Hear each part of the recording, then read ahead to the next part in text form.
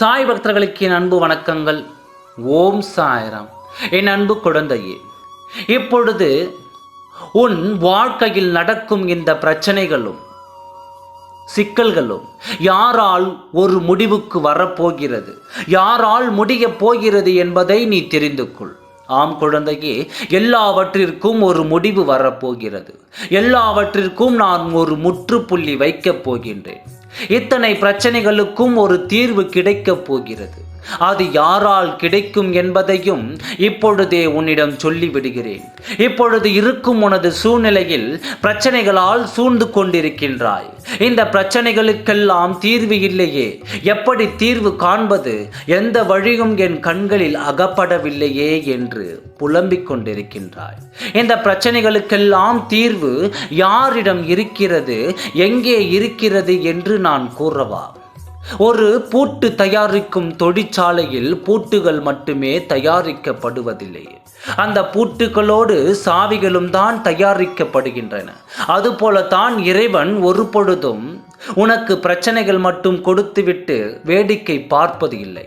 அந்த பிரச்சனைகளுக்கான தீர்வுகளையும் சேர்த்தே தருகின்றார். தீர்வுகளை பொறுமையுடன் தேட வேண்டும்.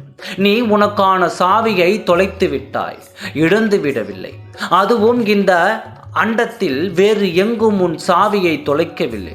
உன் வீட்டினில், உன் அறையினில், உன் அருகிலேயே தான் நீ தொலைத்திருக்கின்றாய். சற்று பொறுமையோடு தேடினால் உன் அருகில் இருக்கும் அந்த சாவியை நீ கண்டுபிடித்து விடுவாய். கண்களை திறந்து நீ தேடுவாய். சற்று நேரம் அமைதியாக அமர்ந்து உன் கண்களை மூடி உன் சாவியை தேடு. ஒன்றை புரிந்து கொள், உன் பிரச்சனை உருவாவதற்கு முன்பே அதற்கான தீர்வு உருவாகி விடுகின்றன. எந்த பிரச்சனையும் இங்கு தீர்வு இல்லாமல் இல்லை. நீ பதற்றப்படுவதாலும் பயப்படுவதாலும் உனக்கான தீர்வு தள்ளி போகுமே தவிர அவ்வளவு விரைவில் முடியாது. முதலில் மனதை அமைதியாக வைத்துக்கொள்.